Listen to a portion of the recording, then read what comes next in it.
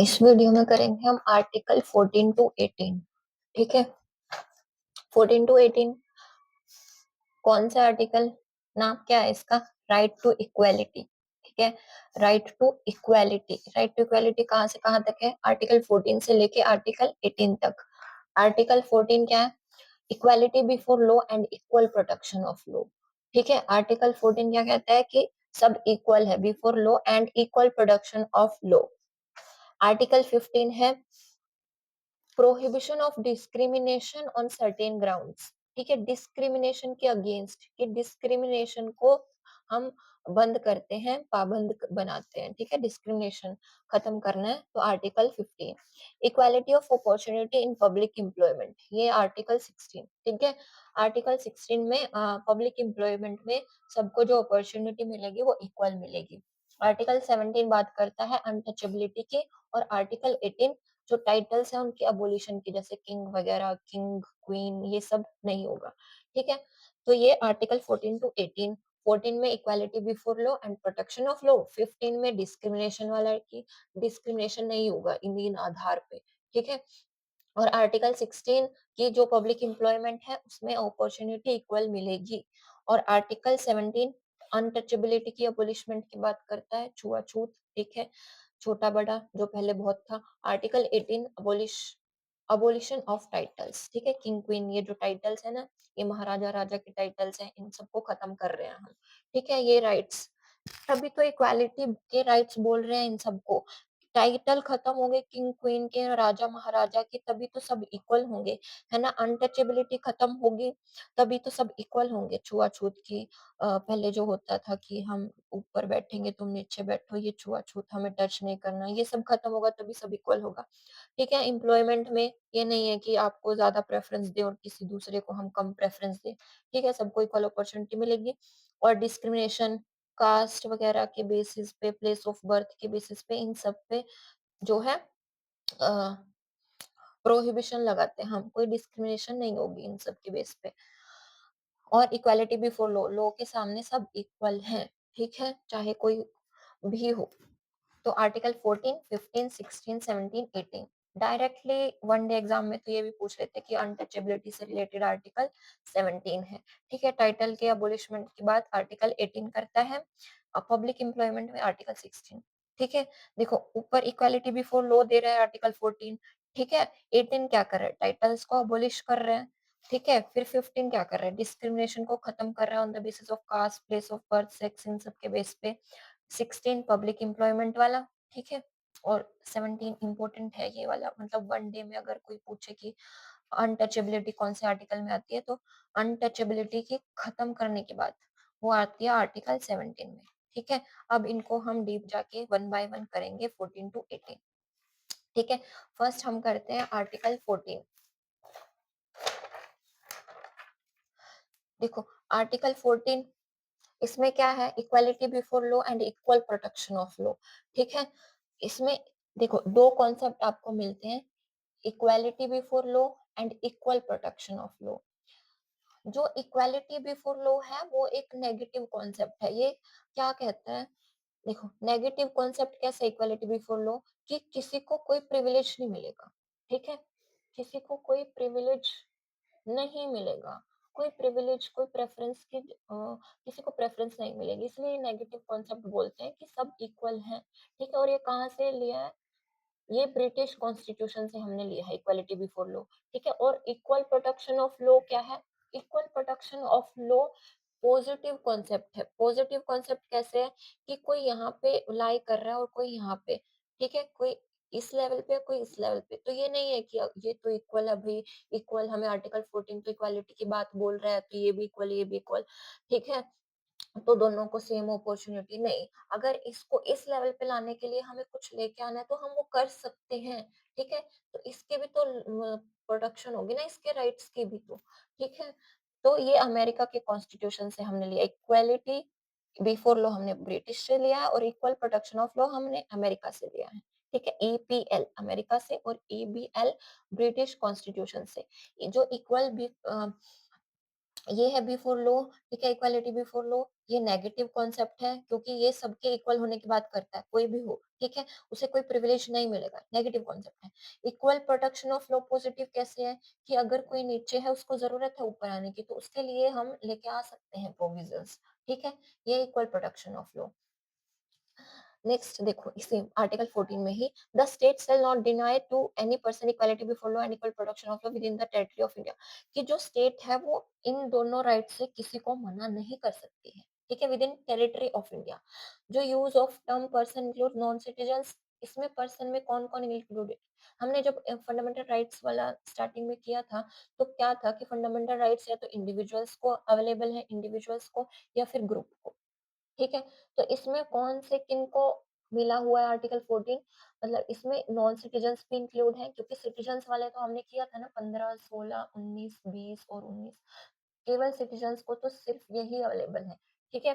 तो जो आर्टिकल 14 है वो तो इनमें नहीं है, मतलब वो फॉरेनर्स को भी उसमें इसमें नॉन सिटीजन्स भी इंक्लूडेड है, ठीक है? एंड आर्टिफिशियल पर्सन्स हैं, companies such as companies etcetera, ठीक है? इन सबको आर्टिकल 14 मिला हुआ है। देखो हाँ, ये आ गया equality equality before law and equal protection of law. British equality before law हमने ब्रिटिश के कॉन्सेप्ट से लिया है, ये ब्रिटिश का कॉन्सेप्ट है, नेगेटिव है। इसमें क्या होता है एब्सेंस ऑफ स्पेशल प्रिविलेजेस कि सारे पर्सन इक्वल हैं, किसी को कोई प्रिविलेज नहीं मिलेगा। No person is above law and equal subjection to the laws कि लॉ के बढ़ के लॉ से बढ़ के कोई भी नहीं है। और इक्वल प्रोटेक्शन ऑफ लॉ क्या है कि ये हमने अमेरिका के कॉन्सेप्ट से लिया है और इसमें क्या है कि people who are placed in similar circumstances shall be treated similarly, मतलब उनके सर्कमस्टेंसेस अगर सिचुएशन एक सेम है, एक जैसी है, तो ही उनको इक्वली ट्रीट किया जाएगा, ठीक है? ये पॉजिटिव कॉन्सेप्ट है। ईपीएल पॉजिटिव कॉन्सेप्ट है और ईबीएल नेगेटिव कॉन्सेप्ट है, ठीक है? ये था हमारा आर्टिकल 14। अब क्या जो आर्टिकल 14 है ना उसके कुछ एक्सेप्शन भी हैं।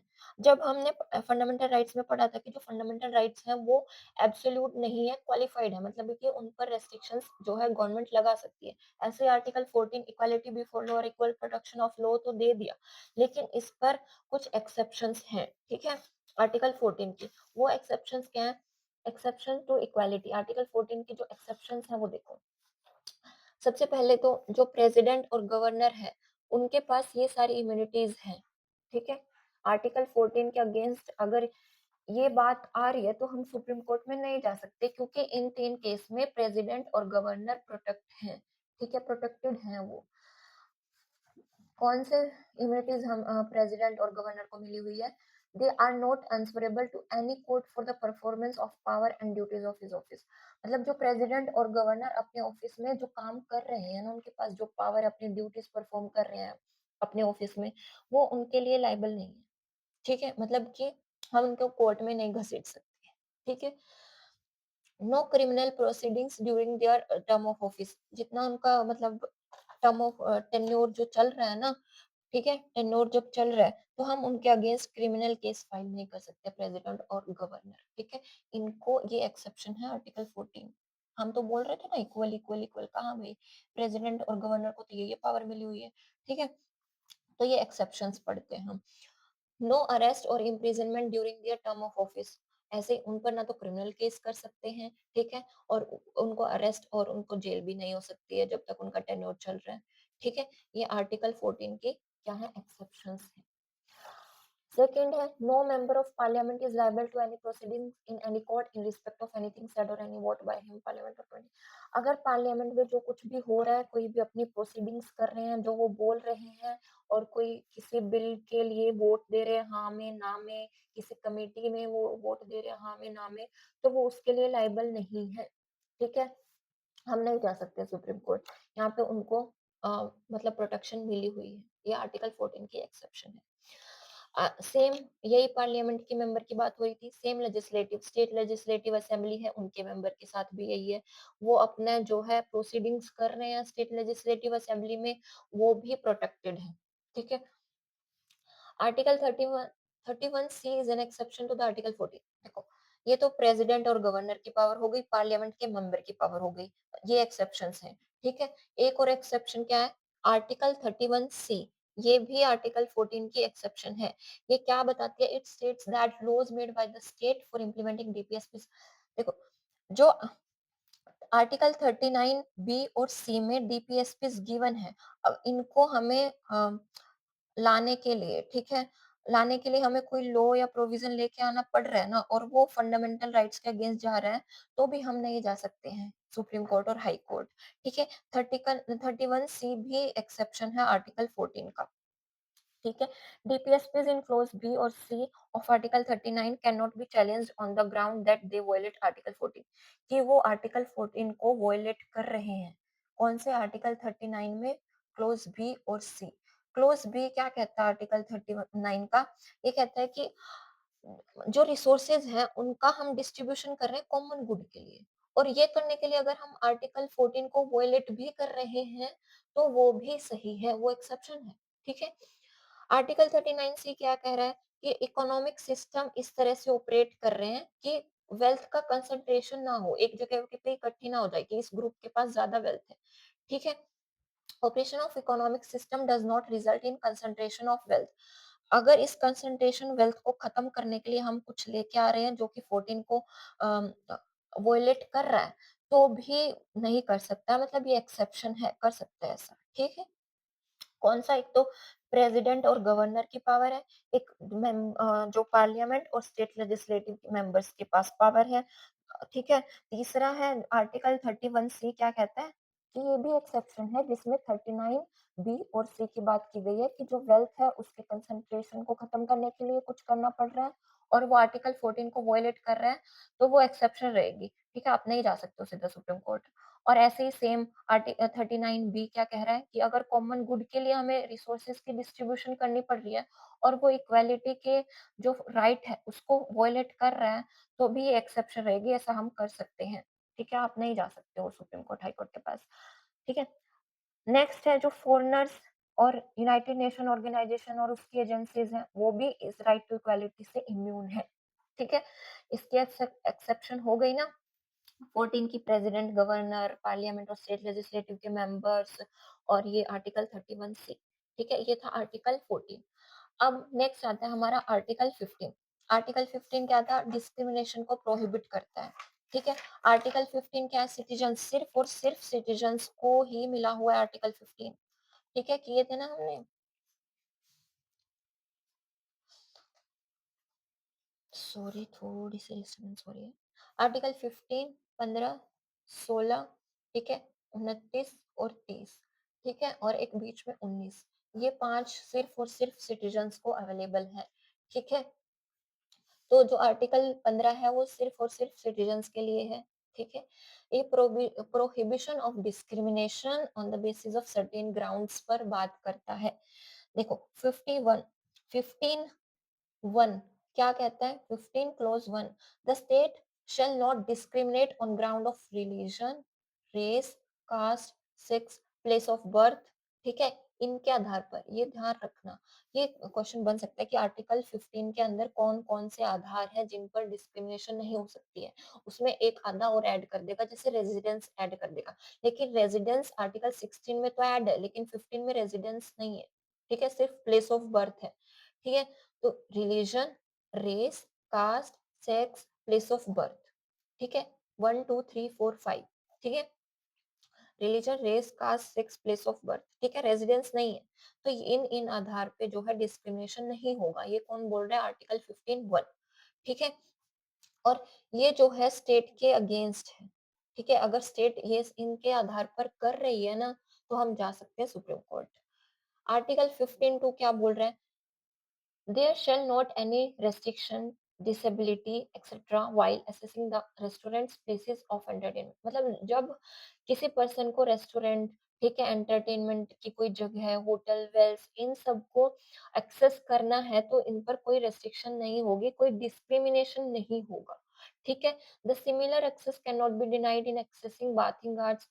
और यही सेम जो है, हम बाथिंग घाट्स वगैरह, वेल्स, टैंक्स, इन पर भी मना नहीं कर सकते हैं। ठीक है, that is maintain by partially और fully by the state funds, जो कि या तो पार्शली या पूरी तरह स्टेट के फंड से जो है आ रहे हैं ना, फंड हो रहे हैं स्टेट से, स्टेट वही जो हमने आर्टिकल 12 में परिभाषा पढ़ी थी, ठीक है? चाहे तो पार्शियली या फुली, अगर इस स्टेट के फंड से आ रहे हैं तो यहाँ पे हमें एक्सेस है, आप डिस्क्रिमिनेट नहीं कर सकते हो इन आधार पे, ठीक है? ये कौन बोल रहा है? आर्टिकल 15(2), ठीक है? ये वाला जो राइट है ये तो हमें स्टेट और प्राइवेट इंडिविजुअल्स दोनों के अगेंस्ट है, कोई प्राइवेट इंडिविजुअल ऐसा कर रहा है तो हम उसके अगेंस्ट भी जा सकते हैं, ठीक है? आर्टिकल 15(1) सिर्फ स्टेट के अगेंस्ट था, ये वाला स्टेट प्लस प्राइवेट इंडिविजुअल दोनों के अगेंस्ट है, ठीक है? अब आर्टिकल 15(3) क्या बोल रहा है? Nothing shall prevent the state to make any special provision for women and children. देखो, अभी इन्होंने बोल दिया कि आपको डिस्क्रिमिनेशन नहीं कर रहा है, लेकिन खुद ही आर्टिकल 15 क्लोज 3 में ये बोल रहे हैं कि अगर वुमेन और चिल्ड्रन के लिए हमें कुछ स्पेशल प्रोविजन बनाने की जरूरत है, तो ये दोनों जो ऊपर वाले आर्टिकल हैं इसके अगेंस्ट नहीं आएंगे। अगर हम वुमेन और चिल्ड्रन के लिए कुछ बनाना चाहे स्पेशल तो वो बना सकते हैं, ठीक है? ये आर्टिकल 15(3) बोल रहा है। अब वुमेन चिल्ड्रन के लिए बोल दिया तो आगे थोड़ा और बढ़ेंगे, ये एससी एसटी के लिए बात करेंगे आर्टिकल 15(4) में, ठीक है?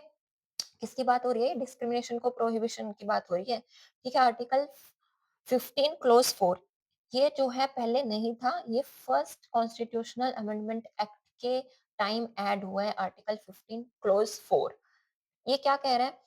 Nothing shall prevent the state from making any special provision for the advancement of the, देखो, सोशली सोशली एंड इकोनॉमिकली जो बैकवर्ड क्लास है और एसटी एसटी, एससी और एसटी हैं, इनके लिए भी अगर हमें कोई प्रोविजन बनाना पड़ रहा है तो उससे भी प्रिवेंट नहीं करेगी स्टेट, ठीक है? स्टेट को कोई प्रिवेंट मतलब कि नहीं रोक सकता है अगर वो इनके लिए लॉज प्रोविजन बना रही है तो, ठीक है?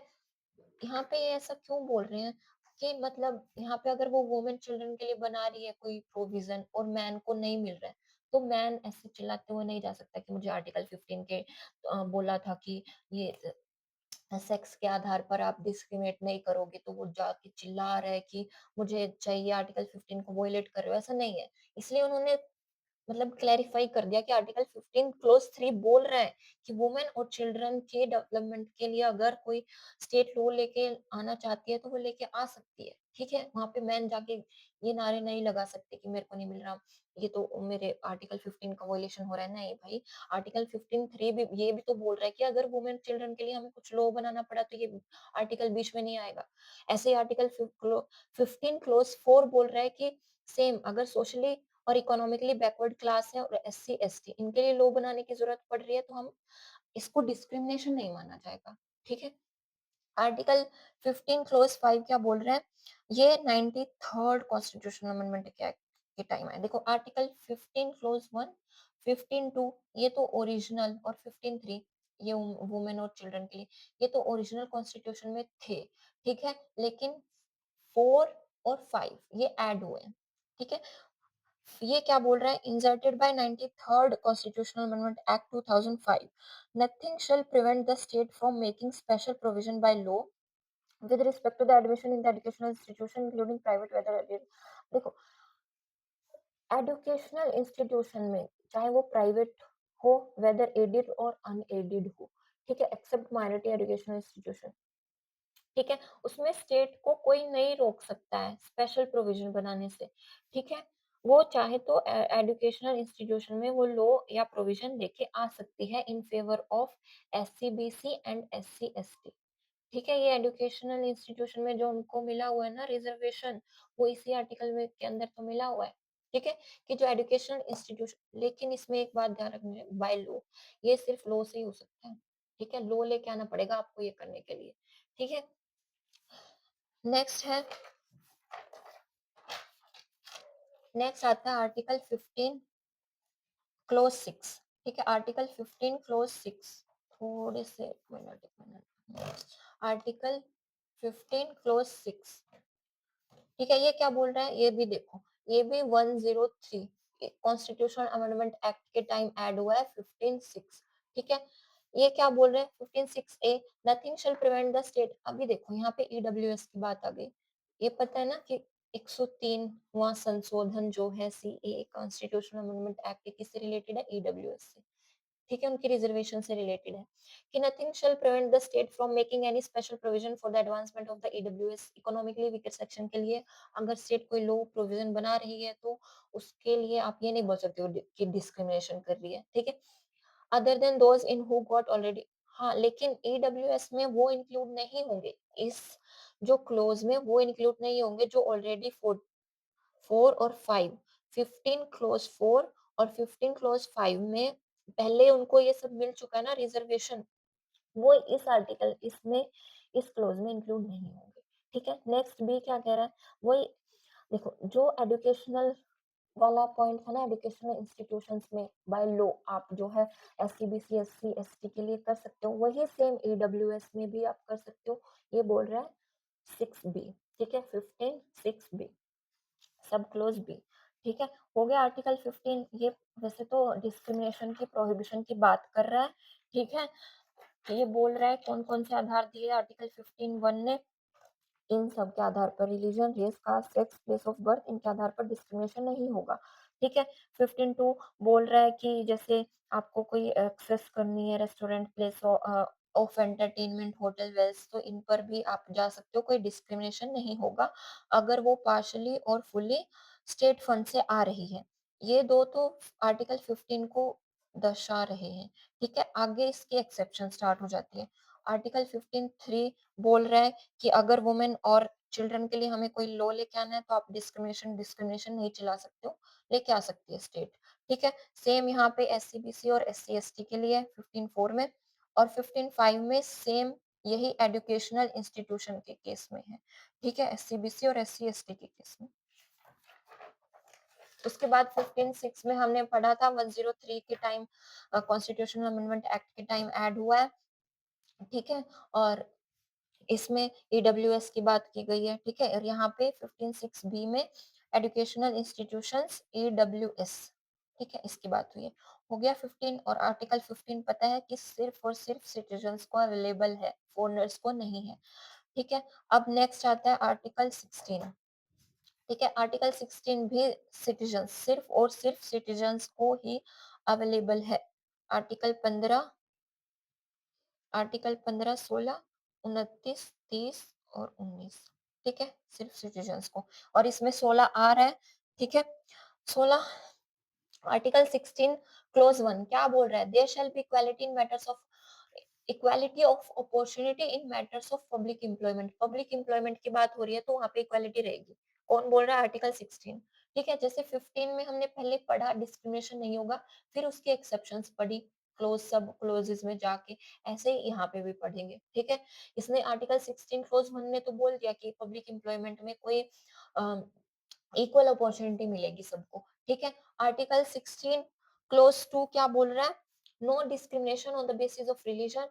देखो वहां पे आर्टिकल 15 में ये था, ये था, ये भी, ये भी, ये भी, लेकिन रेजिडेंस, प्लेस ऑफ रेजिडेंस और डिसेंट ये दो ऐड हुए हैं ना, ठीक है। तो ध्यान रखना कि 15 में तो सिर्फ इतना religion race caste sex place of birth इतना था, लेकिन 16 में दो और ऐड हो जाते हैं, प्लेस ऑफ रेजिडेंस और डिसेंट, ठीक है। तो ध्यान रखना है कि प्लेस ऑफ रेजिडेंस आर्टिकल 15 का ग्राउंड आधार नहीं है, लेकिन आर्टिकल 16 का है, ठीक है, कि इन सब के आधार पर कोई डिस्क्रिमिनेशन नहीं होगी। ये बोल रहा है आर्टिकल 16 पब्लिक एम्प्लॉयमेंट में सबको अपॉर्चुनिटी इक्वल अपॉर्चुनिटी मिलेगी और इन सब के आधार पर कोई डिस्क्रिमिनेशन नहीं होगी। अब आर्टिकल 16 क्लोज 3 क्या बोल रहा है, parliament can prescribe residence as a criteria. अभी वही एक्सेप्शन आ गई कि अगर पार्लियामेंट को ठीक लग रहा है तो वो रेजिडेंस को आधार मान के कुछ सर्टेन क्लासेस को, ठीक है, वो एम्प्लॉयमेंट दे सकती है, ठीक है। ये आ गया ना एक्सेप्शन, वहां तो बोल रहे हो भाई इक्वल अपॉर्चुनिटी होगी, लेकिन एक्सेप्शन है। वही बात है कि जो फंडामेंटल राइट्स है वो एब्सोल्यूट बिल्कुल भी नहीं है, नहीं है ये एब्सोल्यूट, ठीक है।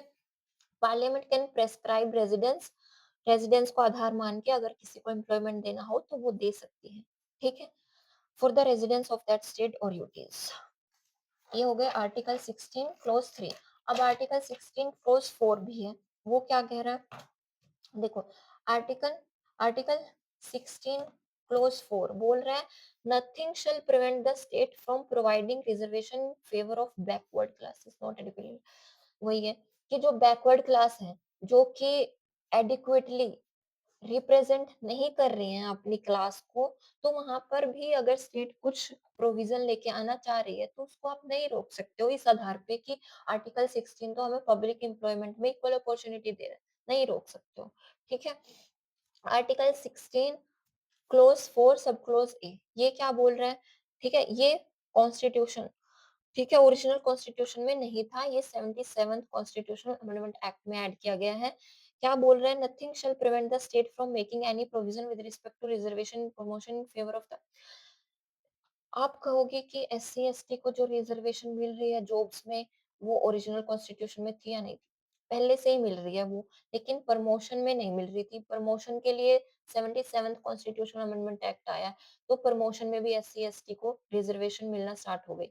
ये कौन सा क्लॉज बोल रहा है? आर्टिकल 16 4 ए, ठीक है?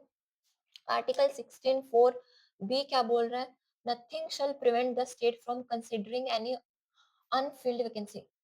ये बोलता है आर्टिकल 16 4 बी, ये बोल रहा है कि अगर लास्ट ईयर, ठीक है, कि कोई जो वैकेंसी है वो फिल नहीं हुई थी, ठीक है, तो वो ऐसे ही रहेगी और अगले साल उसको वैसे ही अलग से ट्रीट किया जाएगा, ना कि उसको यही मिला के आप उसको जनरल कैटेगरी में ले लो, ऐसा नहीं है, ठीक है?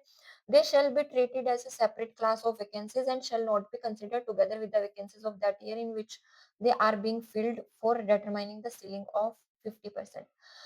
मतलब कि जैसे जैसे 2024 की बात कर लो, इसमें वैकेंसीज थी 300, ठीक है, और यहाँ पे 250 ही फिल हुई है, तो ये 50 आगे 2025 में ऐड होगी, ठीक है, 50, और मान लो 2025 में अलग से वैकेंसीज आ रही हैं, मान लो 200, ठीक है, तो ये 250 हो गई टोटल। लेकिन अगर हम रिजर्वेशन की बात करेंगे, तो वो 200 पे रखेंगे।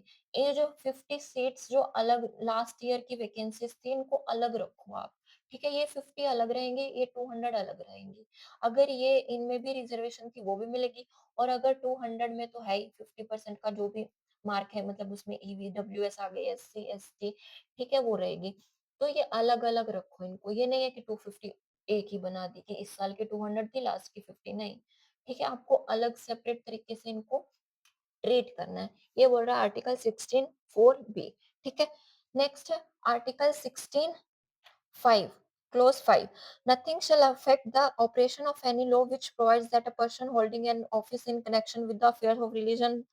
देखो, ये आ रहा है रिलीजन, रिलीजियस जो रिलीजियस इंस्टीट्यूशंस है वहां पे अगर कोई पोस्ट है, ठीक है, उस पर ये लागू नहीं होता, डिस्क्रिमिनेशन नहीं मानेंगे हम उसको, ठीक है। ऐसा ऑपरेशन ऑफ एनी लॉ नहीं रोक सकते हैं इस आधार पर, आर्टिकल 16 के आधार पर हम उस लॉ के ऑपरेशन को नहीं रोक सकते हैं जो कि उस पर्सन को होल्ड करने का राइट दे रहा है ऑफिस इन रिलीजन बेस्ड पे, ठीक है। अगर जैसे कोई रिलीजन है, ठीक है, वहां पे कोई पोस्ट है, ठीक है, कोई पर्सन होल्ड कर रहा है पोस्ट को, ठीक है, वहां पे आप ये नहीं जाके बोल सकते हो कि पब्लिक एम्प्लॉयमेंट में हमें इक्वल अपॉर्चुनिटी मिली हुई है, ठीक है, ये अलग केस है, ये एक्सेप्शन है रिलीजन वाला, आर्टिकल 16 5 में, ठीक है, तो वहां पे एक अलग से बैठ सकता है रिलीजन पे। ये हो गया आर्टिकल 14 15 और 16, ठीक है, डीप में जाके पढ़ा है, थोड़ा मुश्किल है पर एक दो बार वीडियो देखोगे तो वो हो जाएगा, ठीक है। नेक्स्ट आता है आर्टिकल 17, ठीक है, आर्टिकल 17 किसकी बात कर रहा है? अनटचेबिलिटी, ठीक है, छुआछूत, ठीक है, जो पहले छुआछूत थी उसको खत्म करना है। Untouchability is abolished and practice in any form is forbidden. किसी भी फॉर्म में अगर आप अनटचेबिलिटी परफॉर्म कर रहे हो तो वो गलत है, ठीक है, अनटचेबिलिटी हम खत्म करते हैं, आर्टिकल 17 बोल रहे हैं। ये वन वर्ड में पीवाईक्यू में आया हुआ है कि अनटचेबिलिटी को खत्म करने की बात कौन से आर्टिकल में कही गई है? आर्टिकल 17 में, ठीक है। द पार्लियामेंट एनेक्टेड, अब देखो, पार्लियामेंट लॉ लेके आती है, हमने फंडामेंटल राइट्स की जब फीचर्स पढ़ी थी तो उसमें किया था कि कुछ फंडामेंटल राइट्स जो हैं वो हमें डायरेक्टली कॉन्स्टिट्यूशन ने ऐसे दिए हुए हैं, ठीक है, लेकिन कुछ फंडामेंटल राइट्स हैं जिनको पार्लियामेंट लॉ बना के हमें दे रही है, ठीक है, पार्लियामेंट लॉ बनाती है और उस लॉ के थ्रू हमें वो राइट्स मिलते हैं। तो parliament enacted protection of civil rights act, ठीक है, ये वाला एक्ट लेके आई है पार्लियामेंट जिसने अनटचेबिलिटी को खत्म किया और सबको इक्वल किया है। To prescribe for the offences under, अगर कोई छुआ-छूत करता है तो उसके अंदर उसको ऑफेंसेस दिए हुए हैं, जो उसको सज़ा मिलेगी वो सब, ठीक है? और हाँ, ये स्टेटमेंट बेस्ड क्वेश्चन बन सकता है कि जो अनटचेबिलिटी है क्या वो कॉन्स्टिट्यूशन में डिफाइंड है? नहीं, उन्होंने बोल तो दिया कि अनटचेबिलिटी को अबॉलिश करते हैं, लेकिन अनटचेबिलिटी को उन्होंने डिफाइन नहीं किया। कॉन्स्टिट्यूशन अनटचेबिलिटी इस वर्ड को डिफाइन नहीं करती, ठीक है? ये था आर्टिकल 17। अब आता है आर्टिकल 18, ये था abolition of titles, abolition of titles, ठीक है? कि जो किंग क्वीन के टाइटल है ना, जो ये राजा महाराजा बने बैठे हो, ये सबको खत्म करते हैं। कॉन्स्टिट्यूशन का ईरा है, सब इक्वल होंगे, ठीक है? तो आर्टिकल 18 आता है, आर्टिकल 18 1 बोलता है Indian state shall not award any title except military और एकेडमिक, कि जो इंडिया की स्टेट है, जो गवर्नमेंट है, ठीक है? वो क्या कोई भी टाइटल नहीं देगी किसी सिटीजन को एक्सेप्ट मिलिट्री और एकेडमिक। हाँ, इसमें ध्यान रखना ये सिटीजन प्लस नॉन सिटीजन दोनों के लिए है, ठीक है? एनी टाइटल एक्सेप्ट मिलिट्री और एकेडमिक, मतलब मिलिट्री देना, जैसे हमें चक्र हुआ, अशोक चक्र, परमवीर चक्र, ये तो मिलते हैं, उनको टाइटल नहीं कंसिडर कर रहे हैं, ठीक है? और जैसे एकेडमिक हम दे रहे हैं टाइटल, ठीक है, वो तो दे सकती है मिलिट्री और एकेडमिक। देख लो ये स्टेटमेंट वहां पे आ जाए कि Indian state shall not award any title include military and academic, तो वो गलत हो जाएगा क्योंकि एक्सेप्ट है ना, मिलिट्री और एकेडमिक तो वो दे सकती है, ठीक है? तो मिलिट्री और एकेडमिक इंक्लूड नहीं है इसमें, बाकी टाइटल नहीं दे सकती है लेकिन मिलिट्री और एकेडमिक दे सकती है, ठीक है? आर्टिकल 18 क्लोज 2 क्या बोल रहा है? Indian citizens shall not accept title from foreign state, कि जो इंडियन सिटीजन्स हैं वो फॉरेन स्टेट से टाइटल एक्सेप्ट नहीं करेंगे, ठीक है? ये बोल रही है आर्टिकल 18 क्लोज 2, ठीक है? अब आगे नेक्स्ट आर्टिकल 18 क्लोज 3 क्या बोल रहा है? Any person who is not citizen of India, कोई भी ऐसा इंसान जो कि इंडिया का सिटीजन नहीं है shall not accept any title from foreign state, मतलब अगर वो पर्सन नॉन सिटीजन है लेकिन वो स्टेट के अंदर काम कर रहे हैं, ठीक है? तो देखो if he hold an office in state, मतलब हमारी गवर्नमेंट में किसी जगह पे वो किसी पोस्ट पे काम कर रहा है, तो वो स्टेट की परमिशन के बिना बाहर की कंट्री से कोई टाइटल रिसीव नहीं करेगा। ये बोल रहे हैं आर्टिकल 18 क्लोज 3, ठीक है? आर्टिकल 18 आर्टिकल 18 क्लोज 4 क्या बोल रहा है? वो बोल रहा है any person who holds office of profit और trust under the state shall not accept any present emolument और office of any kind of form. देखो वही सेम कि देखो कोई भी पर्सन जो ऑफिस होल्ड कर रहा है, ऑफिस ऑफ प्रॉफिट, ये भी ऑफिस ऑफ प्रॉफिट, ये भी कॉन्स्टिट्यूशन में डिफाइन नहीं है, ठीक है? कॉन्स्टिट्यूशन में डिफाइन नहीं है ऑफिस ऑफ प्रॉफिट। और trust under the state, state के अंदर कोई भी वो ऑफिस जो है होल्ड कर रहा है, वो जो है प्रेजेंट किसी तरह की इमोल्यूमेंट ये फॉरेन स्टेट से एक्सेप्ट नहीं करेगा prior consent of the president, president की प्रियर कंसेंट के बिना बाहर से कोई प्रेजेंट जो है फॉरेन कंट्री से वो एक्सेप्ट नहीं करेगा, ठीक है? ये आर्टिकल 18(4), ठीक है? अब देखो जो ये अवार्ड्स मिलते हैं, पद्मा अवार्ड्स, पद्मश्री, ठीक है, भारत रत्न, पद्म भूषण, विभूषण, ठीक है? तो इनको लेके कोर्ट में केस गया और जो सुप्रीम कोर्ट है, सुप्रीम कोर्ट अपेक्स कोर्ट है ना हमारी कंट्री का, ठीक है? सुप्रीम कोर्ट ने बालाजी राघवन केस में ये रूल किया कि जो पद्म अवार्ड्स हैं वो किसी टाइटल को रिप्रेजेंट नहीं कर रहे हैं, ठीक है? ये तो अलाउड है, जो पद्मा अवार्ड्स हैं ये अलाउड है क्योंकि ये किसी टाइटल को नहीं दर्शा रहे हैं, ठीक है? अब देखो पद्मा अवार्ड्स के बारे में भी, इसमें भी प्रीवियस ईयर में क्वेश्चन आया पद्मा अवार्ड्स पे, ठीक है? पद्मा पद्मा अवार्ड्स जो है वो फर्स्ट टाइम 1954 में आए थे, ठीक है? 1954 में, ठीक है? और ये हर साल रिपब्लिक डे वाले दिन अनाउंस किए जाते हैं, ठीक है? Bharat Ratna can be given up to 3 in a year, एक साल में कितने भारत रत्न दिए जा सकते हैं? 3, ठीक है? एक साल में भारत रत्न 3 दिए जा सकते हैं। और जो पद्मा अवार्ड है committee headed by the cabinet secretary, जो पद्मा अवार्ड कमेटी है जो डिसाइड करती है उसको कौन हेड करता है? कैबिनेट सेक्रेटरी हेड करता है, ठीक है? कब आए थे पद्मा अवार्ड्स? 1954 में। और 1 साल में कितने भारत रत्न दिए जा सकते हैं? 3 भारत रत्न दिए जा सकते हैं। पद्मा अवार्ड्स में क्या भारत रत्न आता है? पद्म विभूषण आता है, पद्म भूषण आता है, ठीक है? पद्म श्री आता है।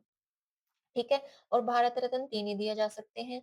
और जो पद्मा अवार्ड कमिटी है, उसको कौन हेड करता है? कैबिनेट सेक्रेटरी हेड करता है। ठीक है? ये कौन-सा आर्टिकल कर रहे हैं हम? आर्टिकल 18, जिसमें टाइटल की अबॉलिशमेंट की बात हुई है। ठीक है? लेकिन जो पद्मा अवार्ड्स हैं वो अलाउड हैं और दिए भी जा रहे हैं। ठीक है? हर साल देखते हो रिपब्लिक डे वाले दिन अनाउंस होता है। ठीक है? और पढ़ते भी हो करंट अफेयर में कितनों को पद्म विभूषण मिला, इतनों को पद्मश्री मिला। ठीक है? तो देखो, जो ये पद्मा अवार्ड्स है can not be used as a suffix and prefix. आप नाम के आगे या नाम के पीछे इनको यूज़ नहीं कर सकते हो कि विभूषण मिला हुआ ये इंसान, आप यूज़ नहीं कर सकते हो, ठीक है? The awards were interrupted during, देखो ये 1954 में आए थे, ठीक है, स्टार्ट हुए थे, लेकिन बीच में 1978 में ये नहीं दिए गए थे और 1979 ये 2 साल बीच में नहीं दिए, फिर वापस से इनको दिया जाने लगा और फिर से 1993 और 1997 मतलब 2 बार बीच में इनको देना बंद कर दिया था। ठीक है? अगर ये स्टेटमेंट आ जाए कि कंटीन्यूअसली 1954 से दिए ही जा रहे हैं, तो वो गलत हो जाएगी क्योंकि बीच में 2 टाइम इनको बंद कर दिया था।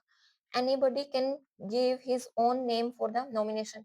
अब ये दिए कैसे जा रहे हैं? किसी को लगता है कि मैंने बहुत अच्छा काम किया है, जिसमें सोसाइटी ने बहुत चेंज लेके आया है, ठीक है? तो आप अपना खुद नाम जो है वो दे सकते हो, सेल्फ नॉमिनेशन है ये, ठीक है? आप अपना खुद नाम भेज सकते हो। The awards are usually not given posthumously, मतलब मरने के बाद वैसे तो नहीं दिया जाता यूजुअली, लेकिन ये ऐसा भी नहीं है कि आज तक दिया ही नहीं गया। पास्ट में देखें तो पोस्टह्यूमसली भी दिया गया है, मरने के बाद भी दिया गया है। अगर ये स्टेटमेंट बनती है कि जो पद्मा अवार्ड्स हैं वो मरने के बाद नहीं दिए जा सकते, तो वो गलत हो जाएगी क्योंकि ये दिए गए हैं। ठीक है? ये हो गया पद्मा अवार्ड्स के बारे में भी प्रीवियस ईयर में क्वेश्चन आया हुआ है। ठीक है? हमारे हो गए आर्टिकल 14, 15, 16, 17 और 18। ठीक है? कौन से हैं ये? Right to equality, right to equality, ठीक है? आर्टिकल 14 में किसकी बात करी थी हमने? इक्वल प्रोटेक्शन ऑफ लॉ, जो कि पॉजिटिव कॉन्सेप्ट है, अमेरिका से लिया है। इक्वालिटी बिफोर लॉ, ब्रिटिश का कॉन्सेप्ट है, नेगेटिव कॉन्सेप्ट है। ठीक है? इसके एक्सेप्शंस भी पढ़ी आर्टिकल 14 में। एक्सेप्शन क्या थी? प्रेसिडेंट, गवर्नर, उनका ऑफिस में अगर वो कुछ कर रहे हैं तो उन पर हम क्रिमिनल चार्जेस नहीं लगा सकते, उनको इम्प्रिजनमेंट भी नहीं हो सकती है, ठीक है? अरेस्ट भी नहीं कर सकते हैं। और एससी, एसटी और इनके लिए बनाना है तो कुछ वो भी। और आर्टिकल 31 सी किया था हमने, वो आर्टिकल 14 का एक्सेप्शन है, ठीक है? आर्टिकल 15 में डिस्क्रिमिनेशन की बात हो रही है, ध्यान रखना। आर्टिकल 16 पब्लिक एम्प्लॉयमेंट की बात करता है, आर्टिकल 15 नॉर्मल डिस्क्रिमिनेशन की बात करता है। यहाँ पे जो है 5 आधार हैं, ठीक है? और यहाँ पे 7, यहाँ पे अलग कौन से हैं? रेजिडेंस वाला है और डिसेंट वाला है, ठीक है? ये 2 15 में इंक्लूड नहीं है, ठीक है? आर्टिकल फिर हमने इनकी सब एक्सेप्शन भी देख ली, ठीक है? इनके सब क्लॉज़ भी देख लिए कि 15 में अगर वुमेन चिल्ड्रन के लिए एससी, बीसी और ईडब्ल्यूसी इकोनॉमिकली वीकर सेक्शन के लिए बनाना है तो स्टेट बना सकती है, ठीक है? 16 में भी सेम हमने देखा। और 17 अनटचेबिलिटी की बात करता है। अनटचेबिलिटी क्या कॉन्स्टिट्यूशन में डिफाइन नहीं है, ठीक है? और ये कैसे पार्लियामेंट लॉ लेके आई, प्रोटेक्शन ऑफ सिविल राइट्स, ठीक है? उसके थ्रू हमें अगर अनटचेबिलिटी कहीं दिखती है तो आप जा सकते हो और वहाँ पे आपको ऑफेंस माना जाएगा और आपको सजा मिलेगी, ठीक है? आर्टिकल 18 में जो टाइटल्स हैं उनकी अबॉलिशमेंट और हमने पढ़ा कि पद्म अवार्ड्स के बारे में, ठीक है? ये है आर्टिकल 14 से 18 तक। नेक्स्ट हम करेंगे आर्टिकल 19 टू 21।